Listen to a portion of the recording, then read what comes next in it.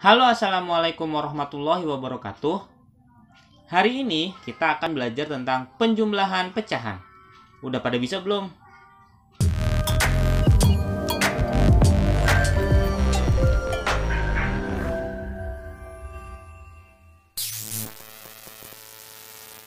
Tapi sebelum kita belajar tentang penjumlahan pecahan, ada baiknya kita mengulang lagi tentang definisi pecahan. Secara definisi, pecahan adalah bilangan rasional yang dapat ditulis dalam bentuk A per B dengan bentuk di mana A dan B merupakan bilangan bulat, B tidak sama dengan 0, dan bilangan A bukan kelipatan bilangan B. Mudahnya, kalau kalian punya piring, kemudian piringnya jatuh dan pecah, maka piring itu menjadi pecahan-pecahan. Artinya, pecahan itu sudah tidak utuh lagi ya. Misalnya ada sebuah persegi. Kemudian persegi ini kita bagi menjadi 3 bagian. Maka satu persegi dibagi 3, maka menjadi 1/3.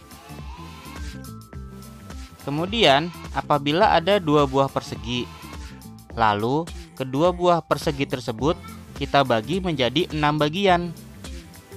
Maka ini disebut dengan 2/6. Artinya ada 2 buah persegi dibagi menjadi 6 bagian.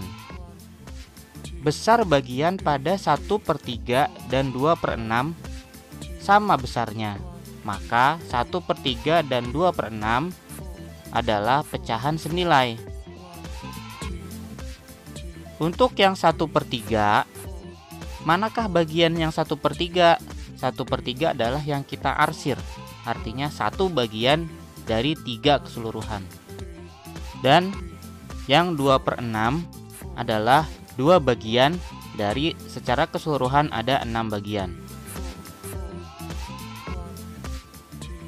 Selanjutnya adalah penjumlahan pecahan biasa. Misalnya ada sebuah contoh 1/6 ditambah dengan 3/4. 1 adalah pembilang, 6 adalah penyebut, 3 adalah pembilang, dan 4 adalah penyebut. Untuk mencari pecahan senilai dari 1/6, juga pecahan senilai dari 3/4, maka yang pertama kita lakukan adalah mencari KPK dari penyebut-penyebut pecahan tersebut. Contohnya di sini ada penyebutnya adalah 6 dan 4. Maka berapakah KPK dari 6 dan 4? KPK adalah kelipatan 6, 12, 18, 24, 4, 8, 12, 16, 20, 24. KPK-nya adalah 12. Selanjutnya, 6 dikali berapa menjadi 12? Kita hitung di situ 6 kali 2 dan 4 dikali 3 supaya menjadi 12. Maka pembilang pun dikali dengan bilangan yang sama, 1 dikali 2 dan 3 dikali 3. Setelah sama penyebutnya, maka kita tinggal jumlahkan saja. Jadi hasilnya adalah 11/12. Jadi 1/6 sama dengan 2/12 dan 3/4 sama dengan 9/12. Selanjutnya adalah penjumlahan pecahan campuran. Contohnya 3 1/4 ditambah 2 1/6. Standarnya caranya adalah 4 dikali 3 ditambah 1 sama dengan 13/4. Penyebutnya tidak berubah ya.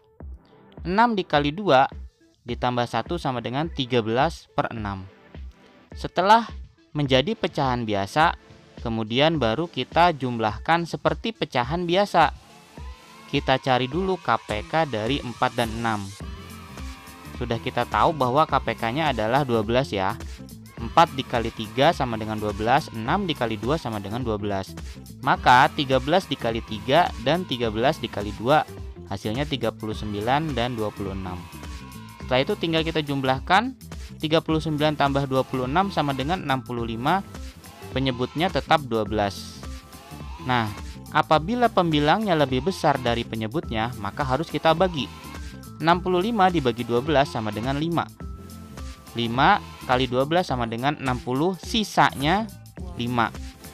kemudian menjadi pembilang pada pecahan. Jadi hasilnya adalah 5 per 12. Ada juga cara lain sebetulnya yang lebih mudah. Jadi bilangan bulatnya kita jumlahkan sendiri, kemudian pecahannya kita jumlahkan sendiri. Cara menjumlahkan pecahan biasa pun seperti biasanya. Kita mencari KPK dulu. KPK-nya adalah 12, maka 1 dikali 3 sama dengan 3, dan 1 dikali 2 sama dengan 2. Maka 5 per 12 hasilnya. Dan bilangan bulatnya 3 ditambah 2 sama dengan 5. Jadi 5 ditambah pecahan 5 per 12 hasilnya 5 per 12. Sekarang kita belajar penjumlahan pecahan desimal. Penjumlahan pecahan desimal sebetulnya caranya sama seperti penjumlahan ke bawah seperti biasanya. Contoh misalnya ada 0,7 ditambah 0,3. 0,7 ditambah 0,3 kita jadikan seperti penjumlahan menurun atau penjumlahan ke bawah. 7 tambah 3 sama dengan 10. 1 ditaruh di atas, 1 tambah 0 sama dengan 1. Jadi hasilnya 1,0 atau 1 saja.